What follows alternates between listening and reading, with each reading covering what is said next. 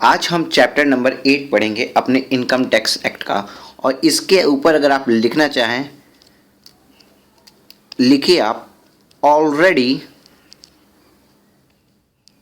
Read it.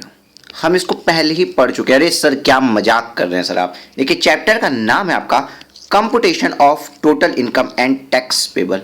तो total income के computation तो सर हम लोगों ने बहुत जगह की है जब हाउस प्रॉपर्टी निकाले। तो देखिए इस चैप्टर में आपके हाउस प्रॉपर्टी का यूज होगा, सैलरी के भी प्रोविजंस लगेंगे, पीजीबीपी के भी प्रोविजंस लगेंगे, आईएफओएस के भी प्रोविजंस लगेंगे और कैपिटल गेन के भी प्रोविजंस लगेंगे।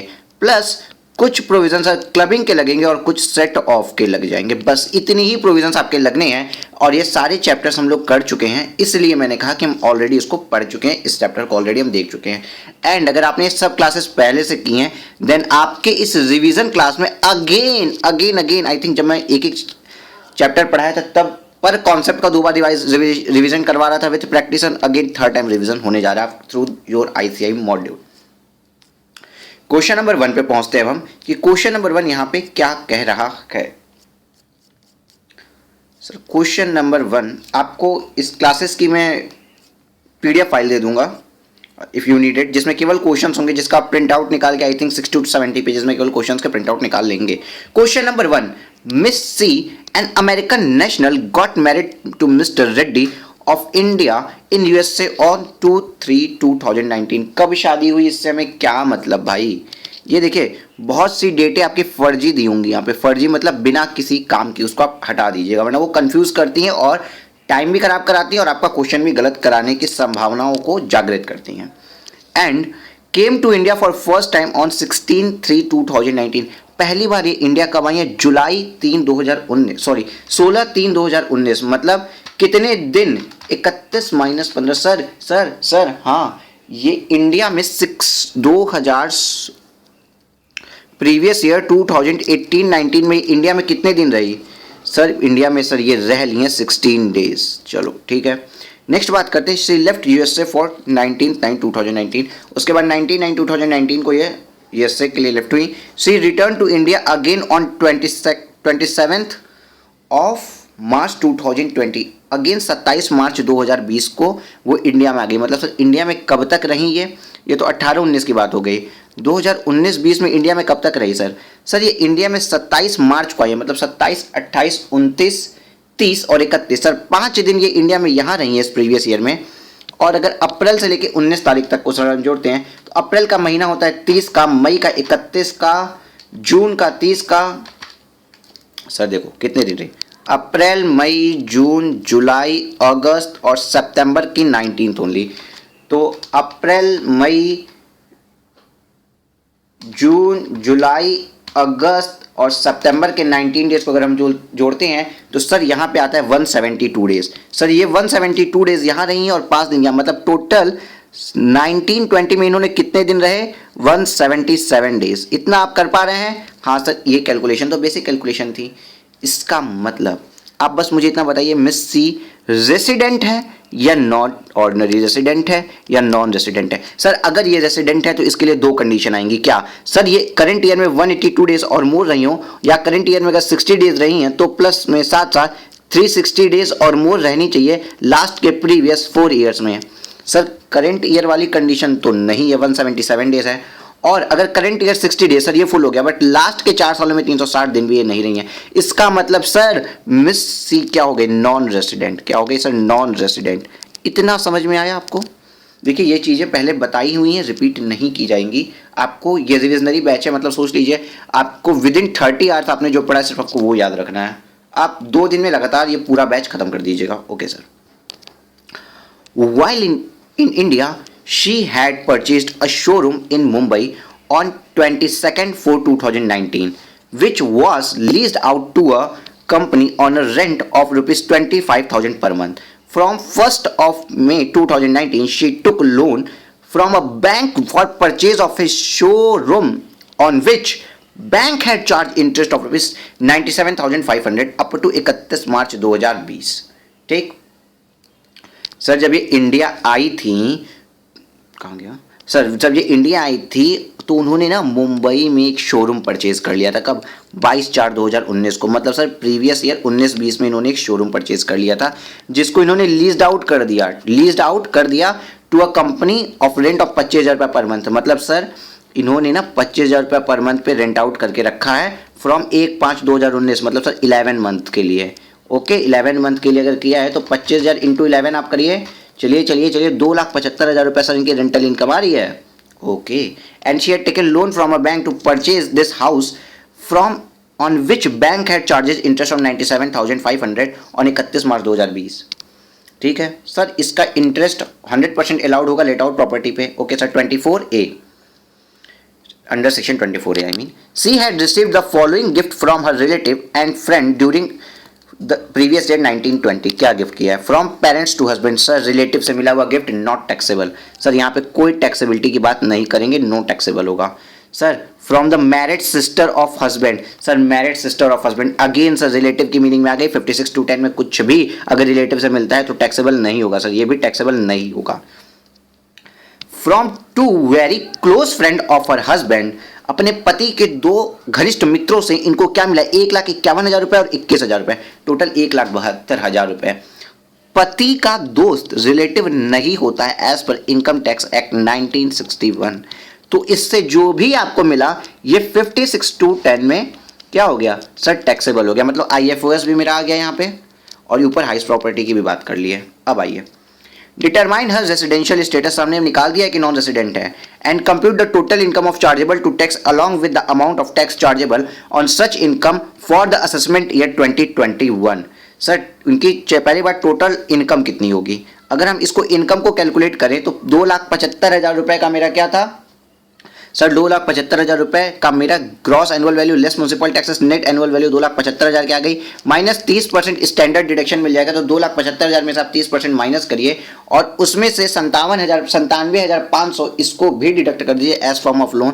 देखिए हाउस प्रॉपर्टी की कितनी आ रही है, कैलकुलेटर पकड़िए। 2,75,000 माइनस 30% माइनस 97,500 आपकी हाउस प्रॉपर्टी की इनकम आई थिंक 95,000 आ रही है। और सर दूसरी इनकम इनकी IFOS की क्या आ जाएगी? ये 21,000 और ये 1,51,000, मतलब 1,72,000 रुपये सर आ जाएगी। इनकी टोटल इनकम प्लीज कैलकुलेट कितनी आती है sir?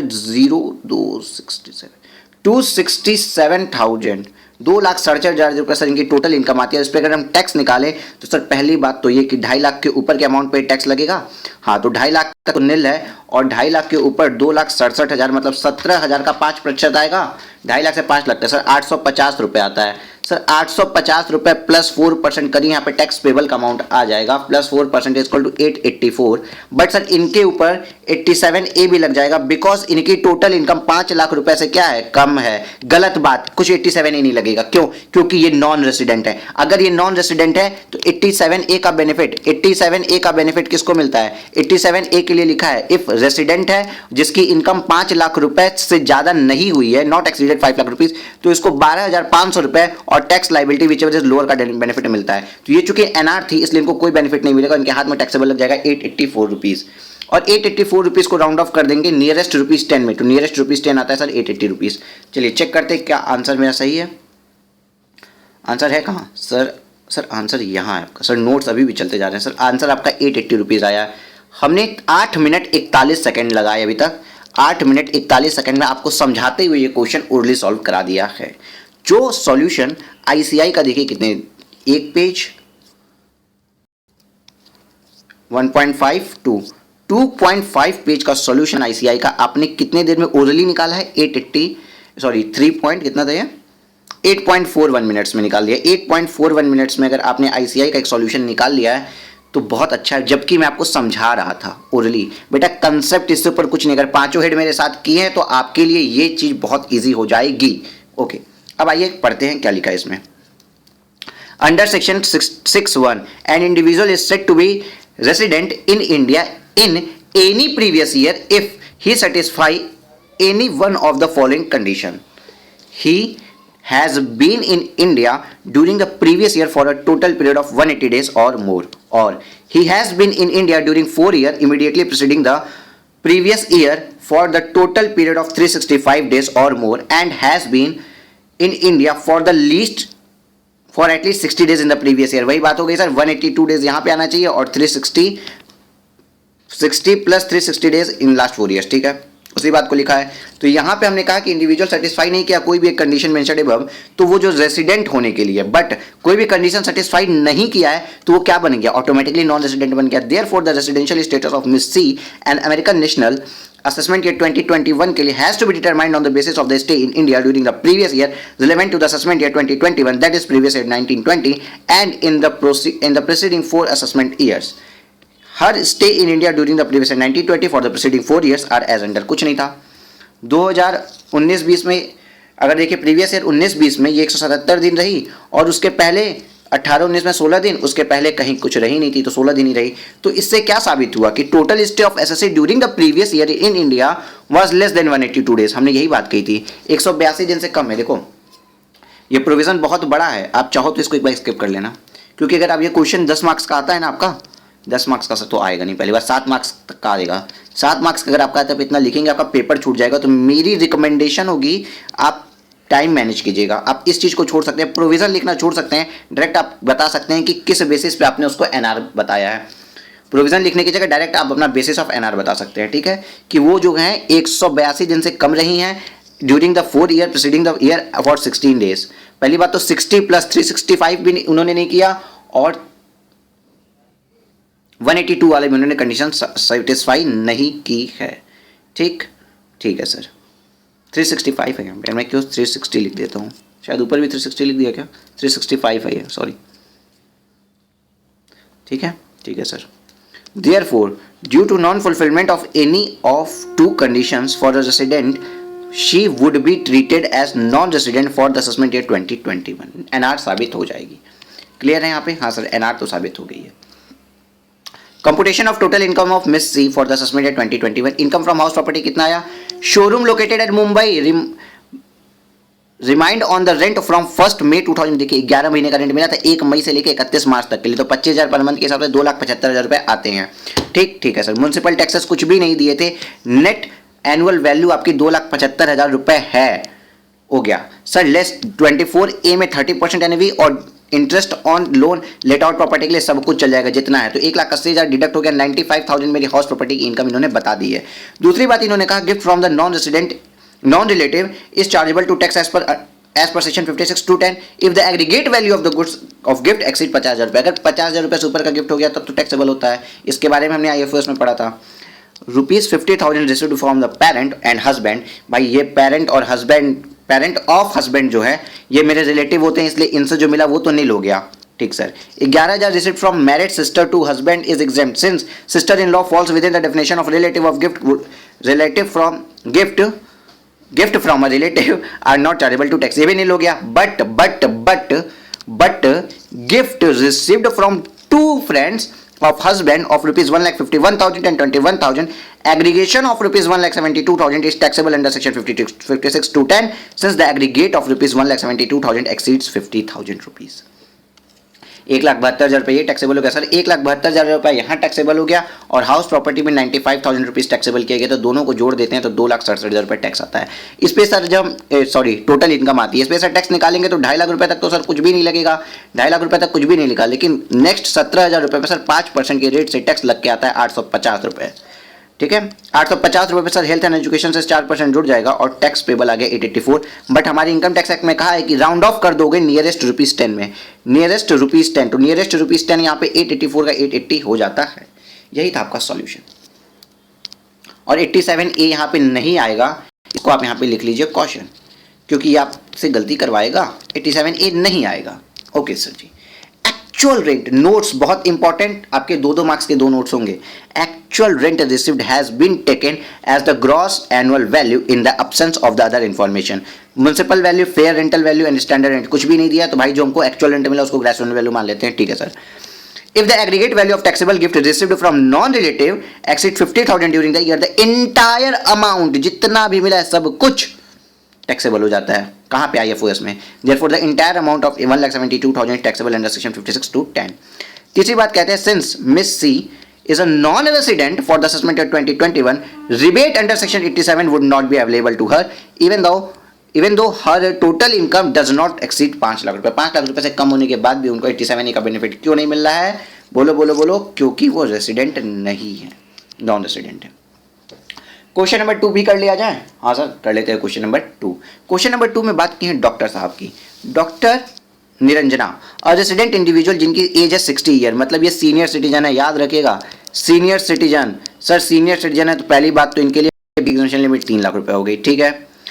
Is running a clinic, her income and expenditure account for the assessment year for the year ending 31 March 2020 was as under. इनका इनकम एंड इनकम अकाउंट बता दिया है, चलो पढ़ते हैं इनका इनकम अकाउंट क्या है। डॉक्टर साहब कितना कमाते हैं, ये डॉक्टर साहिबा कितना कमा रही हैं?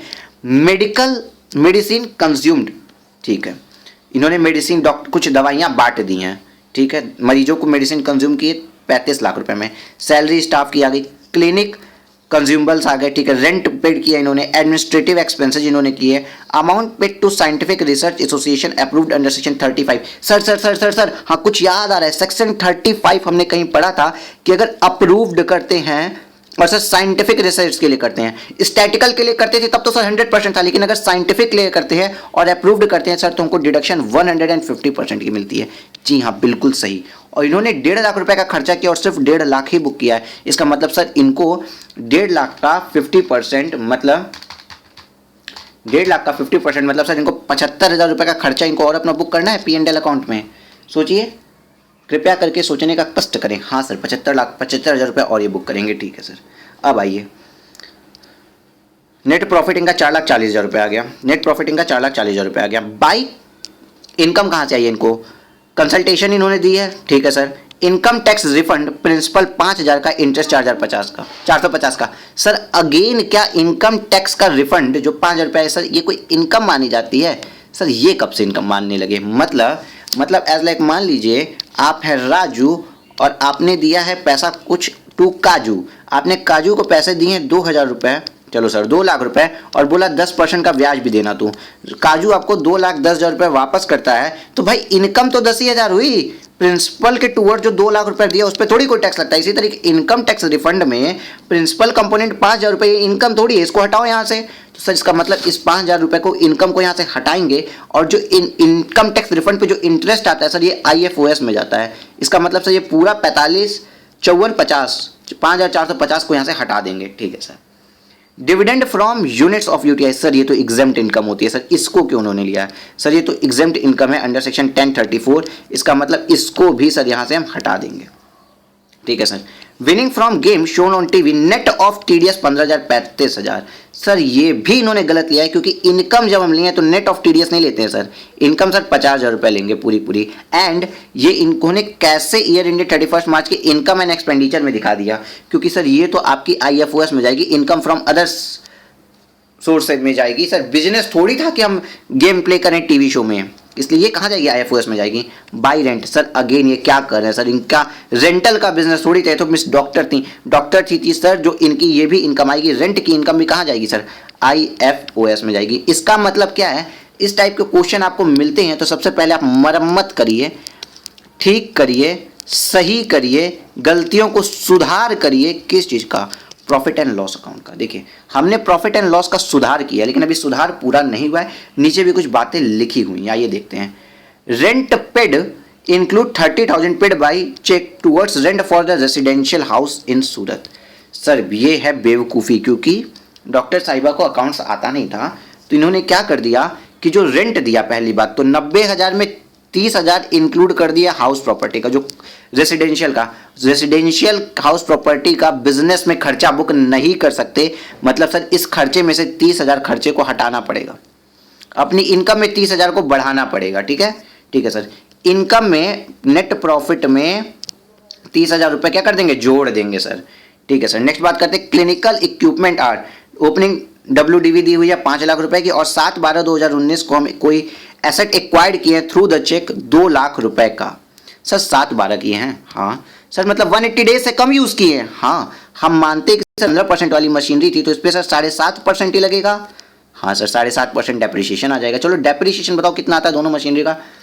2 लाख का 7.5% निकालिए तो आता है सर 15,000, इसका आता है 15,000 और 5 लाख का 15%, क्योंकि पूरे साल थी सर 75,000, 75,000 प्लस 15,000 आप टोटल करते हैं तो आपका आता है सर 90,000 रुपये का क्या आ गया, डेप्रीशिएशन। चलिए इसको हम क्या करेंगे सर, डिडक्ट करेंगे, क्योंकि as per income tax act है।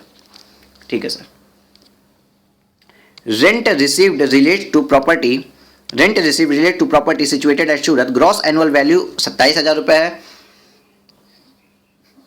म्युनिसिपल टैक्सेस 2000 पेड किए हम दिसंबर 2019 में, जो कि हमने इन एडमिनिस्ट्रेटिव एक्सपेंसेस में दिखा दिया। सर अगेन गलती कर दी इन्होंने, सर अगेन गलती। एडमिनिस्ट्रेटिव एक्सपेंसेस के अंदर आपने म्युनिसिपल टैक्सेस का 2000 क्यों दिखाया, मतलब 2000 रुपये यहाँ पे आपको अपने प्रॉफिट में 2000 रुपये और जोड़ना पड़ेगा और एक्सपेंसेस में से 2000 रुपये घटाना पड़ेगा, बात एक ही है। ठीक है सर। तो यहाँ पे सर इनकी हाउस प्रॉपर्टी की इनकम अगर हम कैलकुलेट करते हैं, चलिए देखते हैं हम ओरल कर पाते हैं क्या। सर 27,000 रुपये की इनकी सर हाउस प्रॉपर्टी की इनकम थी एक महीने की, 12 महीने का सर रेंटल लगा होगा। 27,000 रुपये पे सर 12 महीने का इनको रेंटल लगा होगा। हाँ सर ये बात तो आपने सही की, 27,000 रुपये पे 12 महीने का रेंटल आता है। प्लीज़ कैलकुलेट, 27,000 रुपये पे इंटू 12 महीने का रेंटल आता है 3,24,000 रुपये, 3,24,000 रुपये। अब ये जो 3,24,000 रुपये है सर, 12 महीने का रेंटल 3,24,000 आएगा क्या, एक बार फिर से आप कैलकुलेट करेंगे क्या मेरे लिए। ये एनुअल वैल्यू शायद दी हुई थी 27,000, हाँ एनुअल ग्रॉस एनुअल वैल्यू भाई, मैंने कहा कहाँ से इतना बड़ा अमाउंट आ गया। 27,000 रुपये सर ग्रॉस एनुअल वैल्यू है, ये मैंने सोचा यहाँ पे 27,000 रेंट क्यों लिया था। हाँ तो एनुअल वैल्यू 27,000 है, तो इंटू 12 नहीं करेंगे, 27,000 लेस म्यूनसिपल टैक्सेस 2,000 पेड आएगा सर, ये आएगा 25,000, और 25,000 में से सर 30% सर 30% जो स्टैंडर्ड डिडक्शन हमें मिलता है वो तो हम लेंगे ही लेंगे। तो 25,000 माइनस 30% अगर हम करते हैं तो सर 17,500, सर 17,500 सर मेरी हाउस प्रॉपर्टी की इनकम आती है। ठीक है। शी रिसीव्ड सैलरी ऑफ 7,500 रुपये per month for full cure hospital which has not been included in the consultation and medical charges. Sir ठीक है, 7,500 रुपये इंटू सर 12 कर देंगे जो इनकी सैलरी है, 75 into 12 is equal to sir 90,000 rupees sir इनकी सैलरी आती है। बट स्टैंडर्ड डिडक्शन सर 50,000 रुपये का मिलता ही मिलता है, वो दे देंगे। इनकी 40,000 रुपये सैलरी हेड में इनकम आ गई। आप देखते जाइए, बस हम ओनली सॉल्व कर रहे हैं पढ़ते पढ़ते। ठीक है सर। डॉक्टर निरंजना, डॉक्टर साहिबा ने avail the loan of 5,50,000 from a bank for higher education of her daughter. पढ़ेगा इंडिया तभी तो बढ़ेगा इंडिया। बेटी के लिए हायर एजुकेशन के लिए है सर 80 की कंडीशन सेटिस्फाइड, बेटी के लिए लिया है और हायर एजुकेशन के लिए लिया है। ठीक है। She repaid principal 1 lakh and interest thereon 55,000 during the year ended 1920। Sir केवल इंटरेस्ट कंपोनेंट का डिडक्शन मिलता है 80E में विदाउट एनी लिमिट, तो 55,000 का डिडक्शन मिल जाएगा ग्रॉस टोटल इनकम से। ठीक है। She paid 1 lakh on tuition fees sir 80C आ गया सर, tuition fees sir 80C 1 lakh रुपए। Not in the nature of development of fee donation to the university of full time education के लिए सर अगर पे किए तो भी 80C के अंदर डिडक्शन मिल जाती है। हमने डिडक्शंस में पढ़ा था। ये चैप्टर थोड़ा फास्ट इसलिए ले रहे हैं क्योंकि सारे के सारे प्रोविजन पहले बता चुके हैं। An amount of rupees 28,000 has also been paid by check on 27th March 2020 for her medical insurance premium। Sir इनकी एज हमने शुरुआत में बोली 60 प्लस है, 60 प्लस है सर, तो इनके ऊपर 80D की जो लिमिट है आपने कई बार बताया सर 50,000 रुपीज़ लग जाएगी। नॉर्मल 25 का डबल हो जाता है, तो सर 28,000 रुपये इनको अलाउड हो जाएगा अगर इन्होंने कैसे पे किया, थ्रू द चेक। देखिए सर चेक से पे किया, ठीक है। 28 इनको डिडक्शन मिल गई, इसकी भी डिडक्शन किसकी मिल गई सर, इसको 28,000 रुपये की भी डिडक्शन मिल गई 80D के अंदर। ठीक है। From the above compute the total income of mister D of doctor Shrimati Niranjana for the assessment year 2021। Sir पूरा क्वेश्चन क्या इजी था या टफ था? कुछ भी हम ऐसा लगा जो आपको नहीं आ रहा हो, एक भी वर्ड पढ़ के, 1 पेज 1.5 पेज का क्वेश्चन सर, एक वर्ड भी आपको ऐसा लगा जो आपको समझ में नहीं आ रहा होगा। यही फायदा है हमारी इन क्लासेस का, यही फायदा आपको मिलने वाला है। एक वर्ड भी ऐसा नहीं था जिसके बारे में मैंने पहले कभी डिस्कस ना किया हो। आइए आंसर देखते हैं। Computation of total income and tax liability of doctor Niranjana for assessment year 2021। Income from salary sir हमने क्या बोला, 75,000 रुपये पर महीना कमाती थी, तो 12 महीने के लिए 90,000, लेकिन स्टैंडर्ड डिडक्शन तो मिल ही जाएगा 50,000 रुपये का, 40,000 आ गया। ठीक सर। दूसरी बात करते हैं, income from house property. Sir दिया हुआ था ग्रॉस एनुअल वैल्यू 27,000 रुपये है और म्यूनसिपल टैक्सेस कितने हैं, 2,000 रुपये। तो gross annual value minus municipal value is equal to net annual value 24 का 30% डिडक्शन मिल गया। सर मेरी हाउस प्रॉपर्टी की इनकम भी आ गई है सर, लेकिन ये म्यूनसिपल टैक्सेस एडमिनिस्ट्रेशन में भी एडेड थे, वहाँ से हटाने हैं, याद रखिएगा। ठीक है। अभी इनकम फ्रॉम बिजनेस और प्रोफेशन में हम आ गए। Net profit as per income tax account 4,40,400, देखिए ये रहा 4,40,400। सर ये सब इनकम हटानी है, रेंट वाली हटानी है, ये भी हटानी है, 35,000 ये भी हटानी है। सर ये भी एग्जेम्प्ट था और इस पे तो लगता ही नहीं है। सर इन्होंने दुनिया भर की गलतियां करके रखी हैं अपने अकाउंट्स में, ठीक है। तो आइए, less item of income to be treated separately, 27,000 UTI वाला जो एग्जाम्प्ट है, ये भी dividend from units of UTI, उसके बाद विनिंग फ्रॉम गेम शो 35,000, इसको भी हटा देंगे, और इनकम टैक्स रिफंड। मतलब ये चारों आइटम हटा के हमने बता दिया कि कितना अमाउंट हम लेंगे। अब हम क्या कर रहे हैं, अब सर हम घटा रहे हैं अपने प्रॉफिट एंड लॉस अकाउंट के अदर इम्पैक्ट को। मैंने इनकम को हटा दिया, जो इनकम मैंने ज़बरदस्ती की दिखाई थी, बट सर अब ये खर्चा भी तो हमें दिखाना है, जो साइंटिफिक में हमने 75,000 का एक्स्ट्रा खर्चा किया है। अब आई इसकी बारी, लेस अलाउबल डिडक्शन, डेप्रिसिएशन कितना कितने का था, 75,000 और 15,000, टोटल 90,000 हमने वहाँ लिखा था, यही कैलकुलेशन आपको पता चल गया। यहाँ पे देखिए, on equipment acquired during the year December 2019 she is entitled to depreciation at the rate 50% of the normal depreciation since the same are put to use for less than 180 days during the year, ठीक है sir. Additional deduction of 50% for the amount paid of to scientific research association since weight deduction of 150% is available in respect of such payment. तो sir आप में से 2 या 3 बच्चों से ज़्यादा को कन्फ्यूजन नहीं होगी कि सर क्यों 75,000 से किए हैं। बेटा 1,50,000 रुपये हमने दिए थे, ठीक है, इसका 150% का डिडक्शन मिलता है। कृपया करके बताएंगे कितना होता है। हाँ सर, 1.5 लाख रुपए का 150% का हमको डिडक्शन मिलेगा, मतलब सर हमको 2,25,000 रुपये का डिडक्शन मिलेगा।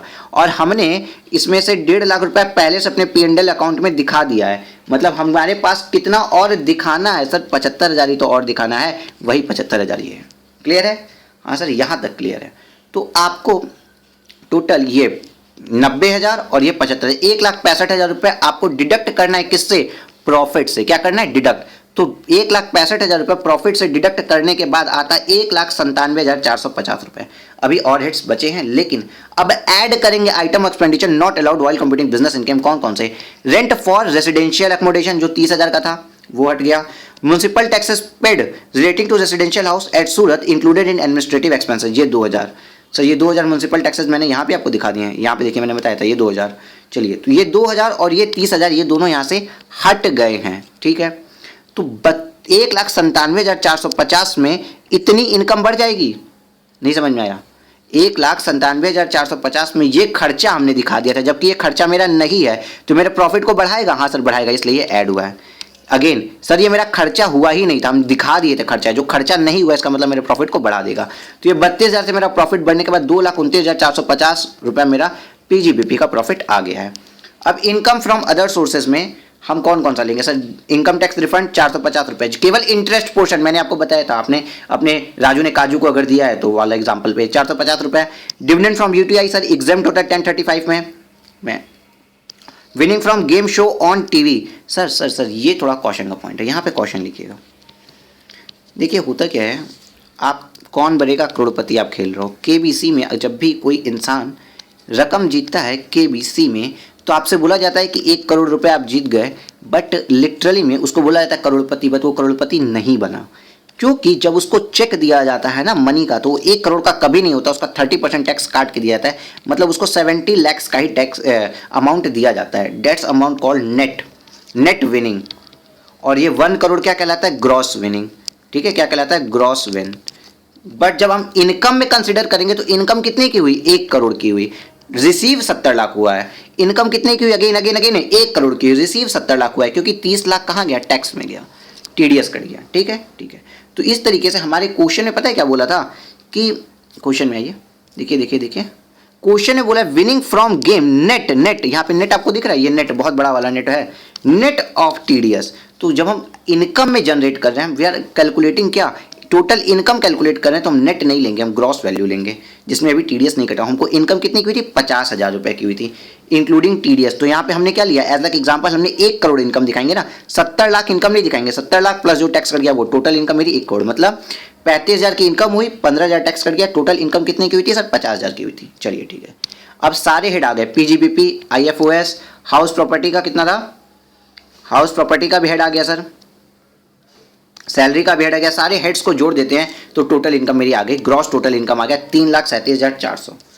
अब इसके अंदर सर हमने डिडक्शंस की भी कुछ बातें की थी, हमको वो डिडक्शंस भी मिलेंगे under chapter 4A।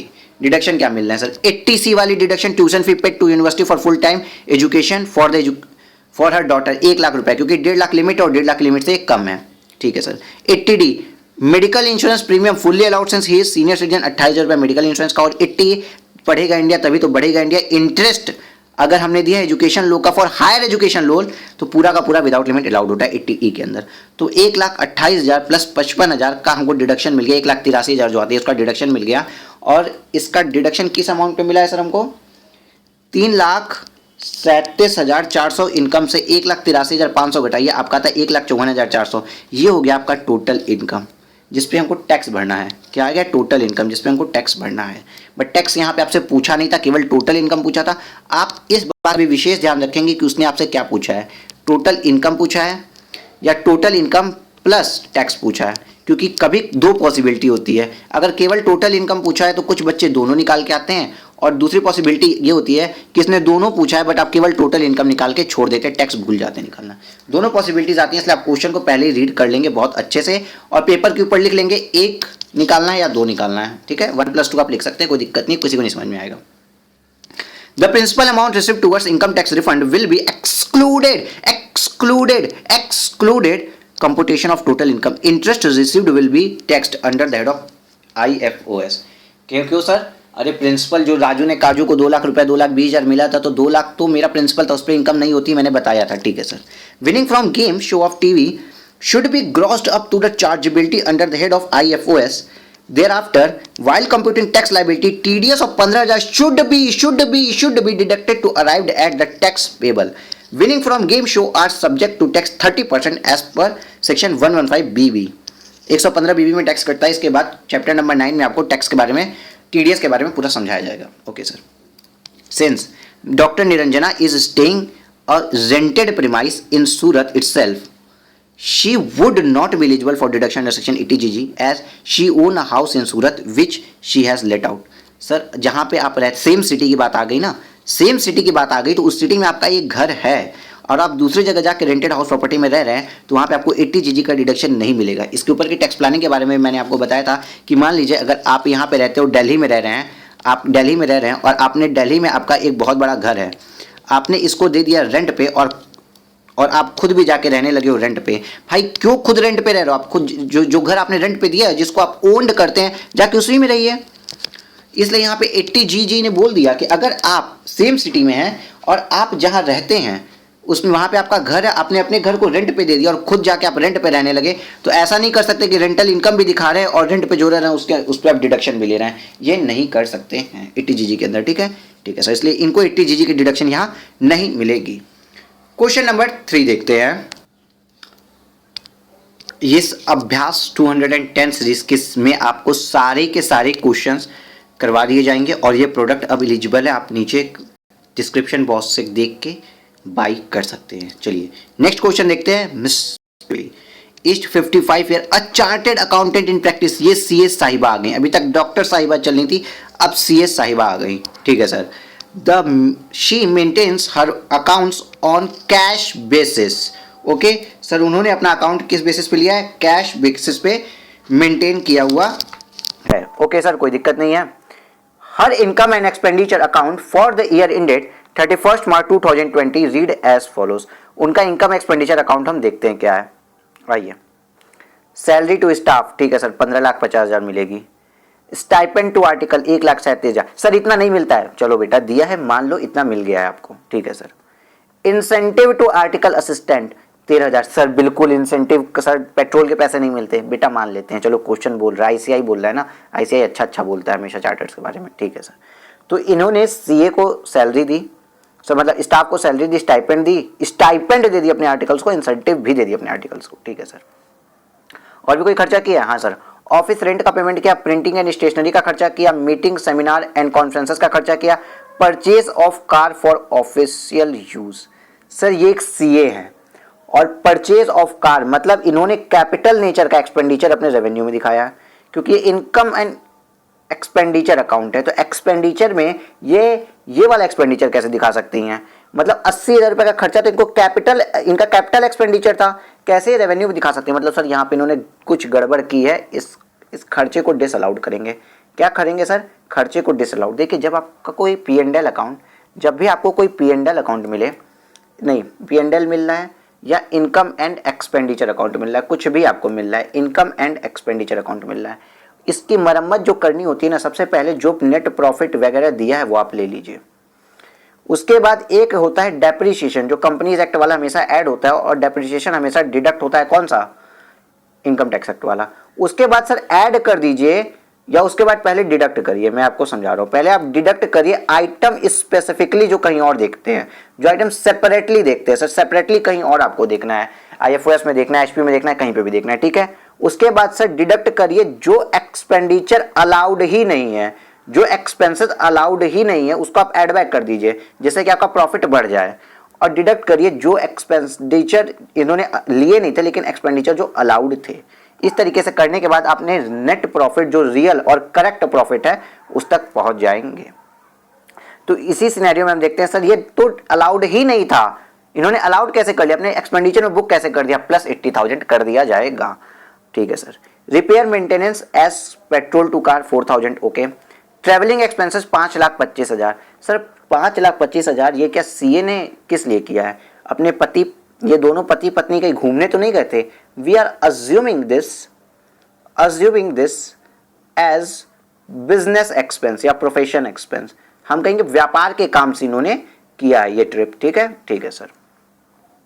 Municipal taxes paid in respect of the house property, sir ये क्या कर रहा है, हाउस प्रॉपर्टी का टैक्स कैसे हम डाल सकते हैं P&L अकाउंट में, सर नहीं डाल सकते, अगेन ये गलती है, इसको हम ऐड बैक करेंगे, ठीक है सर। नेट प्रॉफिट आ गया। इनकम साइड में आते हैं, इन्होंने ऑडिट फीस से कमाए हैं 27 लाख रुपए, टैक्सेशन सर्विसेज से कुछ कमाए, कंसल्टेंसी से कमाए, ठीक है। Dividend on shares of Indian companies, sir ये हो चुके हैं क्या, सर ये मिस चार्टर्ड अकाउंटेंट है और इन्होंने क्या 1034 नहीं पढ़ा था जिसमें ये एग्जेम्प्ट हो जाता है, सर इससे अच्छी तो वो डॉक्टर साहिबा थी, वो भी इतनी गलतियां नहीं कर रही थी सर। 1034 ओके, ये एग्जेम्प्ट होगा, ये मतलब यहाँ पे डिडक्ट करेंगे, जबरदस्ती की इनकम दिखाई हुई है, डिडक्ट कर देंगे। Income from UTI sir 1035, again sir ये इनकम एग्जेम्प्ट होती है, हटाएंगे यहाँ से। Honorarium received from various institution valuation answer sheet, भाई ICI नहीं समझ लो, इनको आंसर शीट के वैल्यूएशन के लिए कुछ ऑनरेरियम दे दिया, क्या इनको कॉपियां चेक करना, कॉपियां चेक करना क्या इनका धंधा था, नहीं सर। तो सर ये तो IFOS की आइटम है, यहाँ पे क्यों ले ली इन्होंने, ये तो हद है, ये क्या है, ये चार्टर्ड अकाउंटेंट के नाम पे क्या बताऊं बच्चे, छोड़ो। ICI अपने ही क्वेश्चन फ्रेम किए हुए चार्टर्ड अकाउंटेंट्स के लिए कितनी गलतियां निकाल रहा है, देखिए। Rent received from residential flat let out 85,600, sir again sir हटाइए, ये मेरा हाउस प्रॉपर्टी में जाएगा सर, ये मेरा IFOS में जाएगा, ये कर क्या रहे हैं, ये पूरा इनकम एक्सपेंडिचर अकाउंट गलत है, पहले तो आपको इसको सही करना पड़ेगा। और क्या क्या गलतियां वो बता दी गई आपको, ठीक है सर, चलिए सही कर लेंगे हम। अलाउबल रेट ऑफ डेप्रिसिएशन और मोटर कार इज 15%, ओके। और चूंकि मोटर कार की कोई डेट दी हुई नहीं है तो हम यहाँ मान लेंगे कि मोटर कार क्या थी, पूरे साल थी मेरे पास, 12 ईयर्स तक थी, 12 मंथ पूरे थी, ठीक है, ठीक है sir. Value of benefit received from the client during the course of the profession is 10,500, sir याद करिए मैंने बताया था अगर आपको पटाया का ट्रिप मिल गया टर्नओवर एक्सीड करने के बाद तो वो ट्रिप PGBP में टैक्सेबल होता है। इसी तरीके से अगर कोई और बेनिफिट आपको क्लाइंट से मिला है तो वो आपके प्रोफेशनल इनकम में ऐड हो जाएगा, तो ये भी ऐड होगा, ठीक है सर, ऐड कर देंगे हम, ऐड कर देंगे इस चीज को 10,500 रुपए को। Incentive of article assistant represented amount paid to to articles assistant for passing IPC examination in first attempt.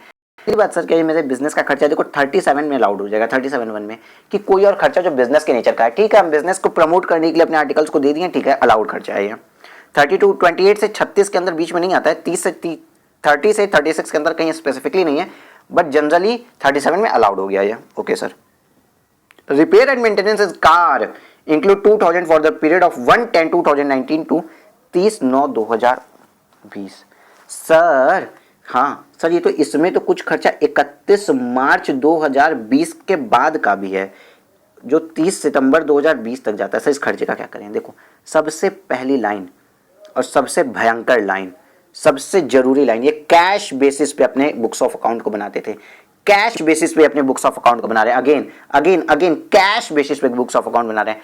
तो सर ये खर्चा अलाउड हो गया, एक्रूवल सिस्टम, ये मर्केंटाइल सिस्टम ले ही नहीं रहे, कैश सिस्टम ले रहे हैं, तो जब पे किए एक्सपेंसेस अलाउड है, इसका मतलब कॉशन डाल दीजिए, आपको यहाँ कोई गलती नहीं करनी है, दैट इज नो ट्रीटमेंट, यहाँ पे आपको कोई ट्रीटमेंट ही नहीं करना इस वाले पॉइंट का। ओके सर, इंक्लूड्स था, ठीक है, कोई ट्रीटमेंट नहीं करना था। Salary include 30,000 to a computer specialist in cash for assigning assisting miss Purvi in one professional assignment. Sir ये सीए है ना, मुझे लग ही नहीं रहा है, छोड़ो, इनके नाम के आगे भी सीए नहीं लगा है। 30,000 रुपये, आपने 10,000 रुपये से ऊपर की पेमेंट अगर कैश में कर दी तो आपको तो एक्सपेंडिचर डिसअलाउड हो जाता है। सर तो इनका तो ये एक्सपेंडिचर ही डिसअलाउड हो गया। जी हाँ, ये एक्सपेंडिचर इनका डिसअलाउड हो गया, इनकी प्रॉफिट में ऐड हो जाएगा, प्लस 30,000 ये प्रॉफिट में ऐड हो जाएगा सर। हाँ आइए, the travelling expenses include expenditure incurred on foreign tour of 32,000 which was with in the RBI norms. RBI norms के अंदर की है, कोई बात नहीं, और हम पहले से एज्यूम किए कि ट्रेवलिंग एक्सपेंडिचर के यहाँ प्रोफेशन के लिए किया गया था, ठीक है sir. Medical insurance premium on the health of dependent brother and measures on dependent on them of ₹5,000 and 10,000 respectively paid in cash. Sir ये सीए नहीं है, ओके, कैश में क्यों पेमेंट किया आपने? 80D के अंदर बोला हुआ है कि प्रिवेंटिव हेल्थ चेकअप, केवल हेल्थ चेकअप 5,000 रुपए तक का कैश में अलाउड है, बाकी कुछ भी अलाउड नहीं है। तो अगेन आपने कैसे कर दिया? आपको तो any mode other than cash करना था, क्रॉस चेक से भी नहीं कर सकते, अकाउंट पे चेक से करना था, ठीक है सर। तो ये भी डिसअलाउड हो गया, इनको डिडक्शन विडक्शन कुछ नहीं मिलेगी, इसकी डिडक्शन मत दे दीजिएगा 80D की इनको। प्लस डिपेंडेंट ब्रदर जो है रिलेटिव की मीनिंग में भी नहीं आता, डिपेंडेंट ब्रदर रिलेटिव की मीनिंग में नहीं आता, for the purpose of 80D only, again for the purpose of 80D, ठीक है sir. She invested in amount of 10,000 in national saving certificate. 80C में सर इन्होंने 10,000 रुपये किए हैं और ये इनको डिडक्शन अलाउड हो जाएगी, ये वाली डिडक्शन सर इसको अलाउड होगी, 80D की गलती से भी डिडक्शन मत दीजिएगा, ठीक है। Compute the total income of the tax payable of miss Purvi for the assessment year 2021। देखिए हमको इनकी टैक्स पेबल भी निकालना है और इनकम भी निकालना है, मतलब 1+2 दोनों निकालना है। चलिए आइए निकालते हैं। हमने अभी तक ओरली सॉल्व कर लिया है, सेम प्रैक्टिकल चीजें हम बुक से पढ़ लेते हैं, ठीक है सर। एक एक एडजस्टमेंट हमने देख ली, कहाँ पे क्या गलतियां थी और क्या होना था। प्रेजेंटेशन देख ले आईसीआई की, बोलो। हाँ सर देख लो। Computation of total income and tax liability of miss Purvi for assessment year 2021। Income from house property कितनी है? 57,870। Sir income from house property कहीं कैलकुलेट किया होगा इन्होंने, देखते हैं सर कहाँ कैलकुलेट किया। Income from house property, income from other sources, अपनी बुक में बताओ यार कहाँ पे है सर। ये रहा income from house property. Gross annual value 85,600 थी। म्युनिसिपल टैक्सेस 3,000 रुपया पेड किए हैं, नेट एनुअल वैल्यू 82,600 हो गई, लेस डिडक्शन आ गया 57,820। सर आपने ये कैलकुलेट नहीं करवाया था क्या?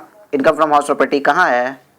हम भी तो खोजते हैं, हाँ हाउस प्रॉपर्टी की इनकम ऐड होगी, लेकिन इसको ये ग्रॉस एनुअल वैल्यू है ना, तो gross annual value minus municipal taxes, मतलब 85,600 माइनस 3,000, ये जितना आया इसमें माइनस 30% माइनस इंटरेस्ट अगर कोई है तो यहाँ पे आ गया टैक्सेबल इनकम। तो सर इस तरीके से अगर हम देखें तो 3,000 ये जाने के बाद ये आ गया 82,600 और कोई भी इंटरेस्ट नहीं था, इसलिए 30% की स्टैंडर्ड डिडक्शन मिलने के बाद 57,820 रुपया 57,820 रुपीज मेरी हो गई हाउस प्रॉपर्टी की इनकम। दूसरा हेड सर आईएफओएस पहले खत्म करते हैं, ठीक है सर। आईएफओएस में कौन कौन सी इनकम टैक्सेबल गई थी? देखिए सर आईएफओएस में पहली बात तो ये जो हमने डिविडेंड लिया वो एग्जाम्प्ट था, यूटीआई वाली इनकम एग्जाम्प्ट थी, लेकिन कॉपियां चेक करने के जो मेरा हॉनोरियम हुआ है उस ऑनर के लिए हमको 15,800 रुपये मिले जो मेरे आईएफओएस में टैक्सेबल हो जाएंगे। तो इनकम फ्रॉम अदर सोर्सेज में से 15,800 रुपये ही जाएंगे सर। कितने जाएंगे? 15,800 रुपये।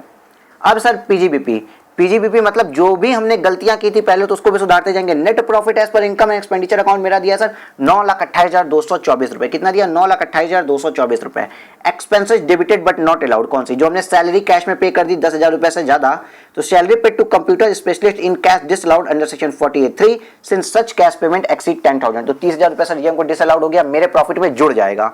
Payment paid to purchase of car is not allowed under section 37(1) since it is a capital expenditure. Sir 80,000 रुपए जो कार परचेज की ना वो कैपिटल था, वो हम एक्सपेंडिचर में नहीं दिखा सकते, इसलिए मेरे प्रॉफिट में जुड़ जाएगा।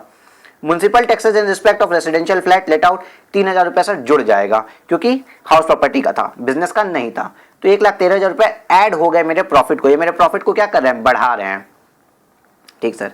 अब एडिशन करेंगे value of benefit received from client during the course of profession, जो पटाया वाला ट्रिप वाला एग्जांपल 10,500 ये भी ऐड हो जाएगा, ठीक है सर। बट सर अब कुछ इनकम्स हटेंगी भी, जो जबरदस्ती मैंने पीजीबीपी हेड में दिखाया था वो सेपरेटली कंसीडर थी या किसी और हेड में जानी थी। डिविडेंड सर इसको हटाएंगे, इनकम ऑफ यूटीआई को हटाएंगे, ऑनरेरियम को हटाएंगे, रेंट रिसिप्ट को बैठेंगे। मतलब पूरा का पूरा ये चारों जो मैंने दिखा दिया था, इन चारों को देखिए मैंने हटाया है। ये सब मेरी बिजनेस की इनकम नहीं थी, इसलिए बिजनेस की इनकम नहीं थी तो इसको हटा देंगे, अपना सेपरेटली जहां इसको जो होना था वही होगा ये। ठीक है सर, ये सब की सब अगर डिडक्ट किए तो 1,19,524 रुपए में डिडक्ट करना है।